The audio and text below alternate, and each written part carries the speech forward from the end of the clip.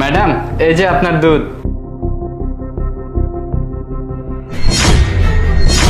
থাকতে চাস আমার সাথে? শান্তা,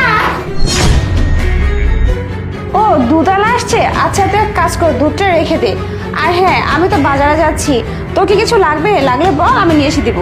না না আমার কিছু লাগবে না, তুমি যাও। আচ্ছা তুই দুধটা নিয়ে রেখে দে, আমি রেডি হয়ে আসছি।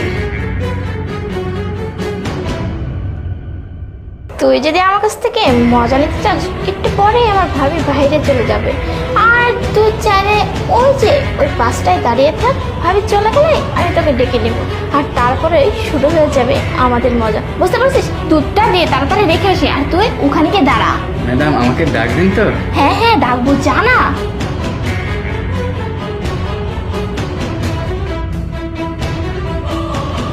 কি ব্যাপার, ভাবে যে এখনো বাইরে যাচ্ছে না, এত লেট কেন করতেছে? রেডিও থেকে এত সময় লাগে, তাছাড়া ও বাইরে দাঁড়িয়ে আছে।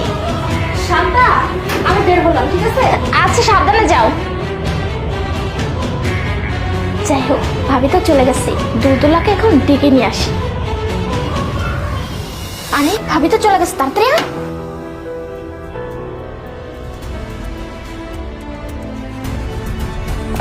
ফোনটা, এ বাবা, ফোনটাই তো রেখে চলে আসছি মনে হচ্ছে।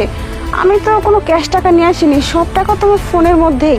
শপিং করলে পেমেন্ট করবো কি দিয়ে? না, ফোনটা নিয়ে আসি। শোন, ভাবি আসার আগেই না তাড়াতাড়ি আমাদের সব কাজ করতে হবে, বুঝতে পারছিস? ম্যাডাম, যদি আপনার ভাবি জানতে পারে তখন কি হবে? আরে জানতে পারবে না, তুই আর আমি ছাড়া কেউ জানতে পারবে না, তুই আমার উপর একটু বিশ্বাস রাখ। কি বলেন? এত ছেলে থাকতে আপনি আমাকে কেন ডাকছেন? শোন, অন্য কোনো ছেলেই না আমাকে কিছু দিতে পারবে না, শুধুমাত্র তুই দিতে পারবি, তাই আমি তোকেই ডাকছি। আর তাছাড়াও এত কথা এখন বলা যাবে না, তাহলে চ। ঠিক আছে। কি ব্যাপার, দরজাটা খোলা কেন? আমি মনে হয় তাড়াহুড়ো করে দরজাটা খুলে রেখে চলে গেছি। যাই হোক, আমি ফোনটা নিয়ে আসি।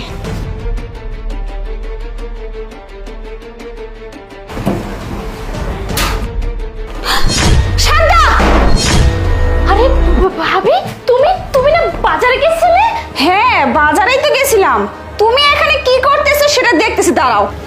কি শোনো, আমি কি কি কি বলবি আমাকে? হ্যাঁ, কি বলবি? নোংরা মেয়ে একটা, ছি! তুই দুধওয়ালার সাথে শেষ পর্যন্ত।